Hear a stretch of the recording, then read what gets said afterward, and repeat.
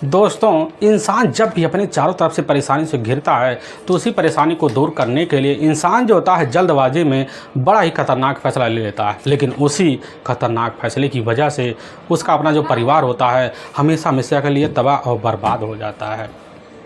आज की घटना में दोस्तों सेम ऐसा ही होता है। एक महिला होती है, बस अपनी ज़िंदगी को संवारने के लिए एक ऐसे जीवन साथी की तलाश करती है जिसकी वजह से उसके आए हुए जीवन में हमेशा में के लिए सारे दुख जो होते हैं एक साथ है ख़त्म होने के कारण पहुंच जाते हैं। लेकिन एक गलती की वजह से उसका जो अपना परिवार होता है हमेशा हमेशा के लिए बर्बाद हो जाता है। लेकिन जब लोगों के सामने सच्चाई अब निकल के आती है, सुनने के बाद हर किसी का कलेजा हिंस आ जाता है। आज की घटना में क्या था, आज की घटना में क्या हुआ, आज की घटना की आप पूरी तह तक सच्चाई जानने के लिए इस वीडियो को आप लास्ट जरूर देखिएगा। नमस्कार दोस्तों, मैं प्रदीप कुमार आपको इस क्राइम ऐसे कैसे चैनल पर मैं स्वागत करता हूं। दोस्तों आज की यह जो सच्ची घटना है या घटना सुनाने से पहले मैं आपसे एक छोटा सा रिक्वेस्ट करना चाहता हूं, क्योंकि आप अगर इस चैनल पर नए हो और पहली बार हो तो एक बार जाकर अपने इन्हीं प्यारे हाथों से आप इस चैनल को सब्सक्राइब जरूर करें, ताकि आपकी वजह से आज यह जो वीडियो है काफ़ी लोगों तक पहुँचाया जा सके और इसी की वजह से काफ़ी लोग आज सतर्क हो पाएँ और इसके लिए हम आपके तहे दिल से शुक्रगुजार रहेंगे। और आज की यह जो घटना है ठीक उत्तर प्रदेश और उसी का ही रायबरेली ज़िला पड़ता है और ठीक उसी का ही एक खीरो थाना पड़ता है और उसी में ही बीजे मऊ गांव पड़ता है। उसी गांव की रहने वाली अब नेहा होती है और उसकी अपनी माँ विनीता होती है। खूबसूरत तरीके से इधर विनीता अपनी बेटी अब नेहा के साथ कई सालों से ज़िंदगी गुजार रही होती है। अब नेहा की जो उम्र होती है लगभग 16 साल के आसपास होती है। पास एक स्कूल होता है, उसी में जाकर नेहा मौके पर पढ़ाई करती है, सुबह को निकलती और शाम को जो होता है बड़े जल्दी अपने घर पहुंच जाया करती थी। लेकिन इधर जैसे 12 अगस्त का अब जैसे सुबह का टाइम होता, नेहा अपने घर में दिखाई नहीं पड़ती और विनीता परेशान हो जाती है, तलाशी करती, लेकिन तब भी अब इधर नेहा का पता नहीं चलता है।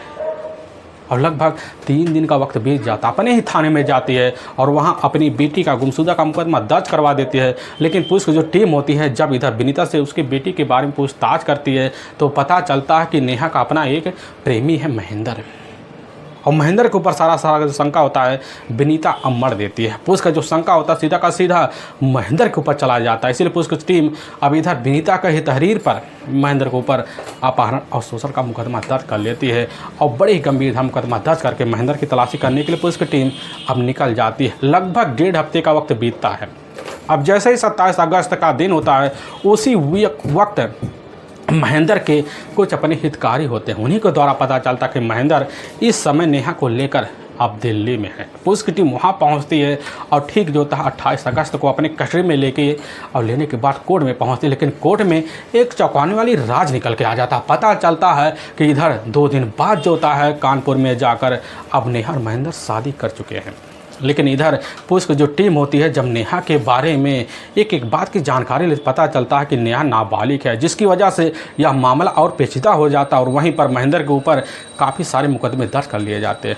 और दर्ज करने के बाद मुकदमे के तहत जो होता है महेंद्र को ले जाकर वहाँ के जेल में डाल दिया जाता है और नेहा को ही इधर विनीता के हवाले कर दिया जाता है। लेकिन दोनों के प्रेम संबंध के अब जो खबर होते हैं, जो चर्चे होते हैं, सबके सामने जब आते हैं और पुलिस की टीम जब आते हैं, पूरी कहानी इसे सुनकर हर किसी का जो कलेजा होता है वह थर्रास सा जाता है। असल में इस घटना की जो शुरुआत होती है 8 साल पहले होती है।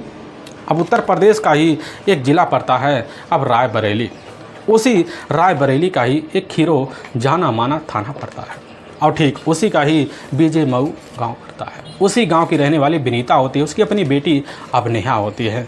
लेकिन इधर विनीता की एक अपनी सहेली होती है अब रेखा उसी गांव की रहने वाली होती है।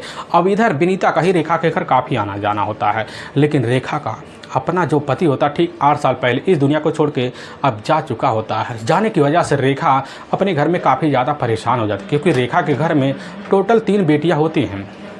और इधर परेशानी को दूर करने की रेखा जो होती है बड़ी जल्दी अनन फनन में इधर सत्येंद्र कुमार यादव के नाम से शादी कर लेती है। अभियुक्त के साथ जब रहना शुरू कर देती वक्त बड़ी जल्दी भागता है। अब सत्येंद्र के साथ जो होता है ज़्यादा से ज़्यादा करीबी अब जाकर विनीता का बन जाता है। अब विनीता का ज़्यादा जो होता है हर अपनी दुख सुख शेयर सतेंद्र के साथ बन जाता है। और तभी सतेंद्र जो होता है एक दिन विनीता से कहने लग जाता है कि तुम्हारी जो बेटी है अभी तो नाबालिग है, लेकिन जब बालिग होगी तो कहीं वह महेंद्र के लिए प्यार में पागल ना हो जाए, जिसकी वजह से विनीता परेशान तो हो जाती है। और सतेंद्र अनपढ़ में कह देता है कि हमारा अपना एक भतीजा है जो ठीक है यहाँ से 160 किलोमीटर दूर पड़ता कन्नौज, जिसका नाम अब इधर राजवेंद्र है। एक बार जाकर हमारे भतीजे राजवेंद्र से बात करो और वह तुरंत नेहा से शादी करने के लिए तैयार हो जाएगा। विनीता जब यह बात सुनती है आनंद फानन में अपनी बेटी की जो शादी होती है अब राजवेंद्र से तय करा देती है और नेहा अपने माँ की दबाव की वजह से शादी कर लेती है, अपने ससुराल जाती है। लेकिन जब 3 महीने का वक्त बीतता महेंद्र वापस आता है, पता पाता है और इस दूरी का जो कारण है खुद सतेंद्र है। तो उसी वक्त सतेंद्र से खुनस खाए तो बैठ जाता है, लेकिन वह उसी वक्त सतेंद्र से मुलाकात करता है, वही झगड़ा स्टार्ट तो करता है। और लेकिन सतेंद्र के द्वारा कैसे न तैसे कर नेहा का मोबाइल नंबर ले लेता है और इधर महेंद्र ठान लेता है कि हमारी शादी जो होता है अब होगी तो सिर्फ नेहा के साथ होगी। भले ही नेहा शादीशुदा है लेकिन पूरी तरह से प्यार में पागल महेंद्र नेहा के पास कॉल करता है और नेहा के द्वारा जब खबर पाता है कि नेहा हमारे लिए भी अभी भी ससुराल में बेट करी पड़ी हुई है और उसी वक्त ठान लेता है कि अब नेहा के साथ अपनी शादी करेंगे और दोनों ज़िंदगी जाकर शहर में दोबारा दिल्ली में गुजारेंगे। लेकिन पता चलता है कि नेहा का एक अपना चचेरा भाई पवन है अब जिसकी शादी ठीक 14 फरवरी को है और वहाँ नेहा आने वाली है। तो महेंद्र फ़ोन करता है, नेहा का कहने लग जाता है कि जब यहाँ पर आओगी तो हमारी मुलाकात वह साथ में होगा, फिर वहाँ से दोनों मिलकर दिल्ली चलेंगे। और यह प्लान तो वहाँ बन जाता है। इसकी खबर जाकर सतेंद्र को लग जाता है और जब लगता है इसकी खबर जो होता है अपने भजे राजवेंद्र को दे देता है और राजवेंद्र खबर पाता उसी वक्त अपनी पत्नी को अपनी माँ के भेजने से इनकार कर जाता है और यहाँ तक कि नेहा का मोबाइल नंबर भी चेंज करवा देता है। महेंद्र जब कॉल करता है तो हर वक्त नेहा का मोबाइल तो बंद बता देता है। अब समझ जाता है, रुक जाओ, अब बैठ बैठ बैठ बहन, थोड़ी देर और लगे। और महेंद्र समझ जाता है कि नेहा का मोबाइल बंद करवाने का जो कारण है सतेंद्र ही है, क्योंकि यह खबर कैसे अब जाकर राजवेंद्र को लगा। तभी उसी वक्त जो होता है खुन्नस खाए बैठ जाता है और जब खुन्नस खाए बैठ जाता है तो ठान भी लेता है कि हमें सतेंद्र को सबक सिखाना पड़ेगा। लेकिन 1 महीने का जब वक्त बीतता है तो मौका अच्छा दिखता है, क्योंकि महेंद्र को पता चल जाता है कि इस समय सर्दियां कम हो चुकी है और यह जो होता है सतेंद्र जाकर दलान में सोना शुरू कर दिया है। और तभी ठीक जो होता है 27 मार्च का दिन होता है साल 2014 का ही, रात का 12 बजे के आसपास टाइम होता है। उसी वक्त इधर महेंद्र अपने ही घर से काफ़ी तेज तार हथियार लेता है और एकाएक जो होता है सतेंद्र के ही पास चारपाई पर जब पहुंचता तो वहीं बेरहम तरीके से उसी हथियार से हत्या कर देता है और वहां से चोरी से अपने घर चलाता है। लेकिन वाकई में दोस्तों पुलिस के सामने जब यह दर्द भरी कहानी वहाँ आती है, पुलिस की जो टीम होती है घटना पर पहुँचती है, बॉडी का निरीक्षण करती है और पंचनामा बटी उठाकर बॉडी का वही पोस्टमार्टम के लिए भिजवा देती है।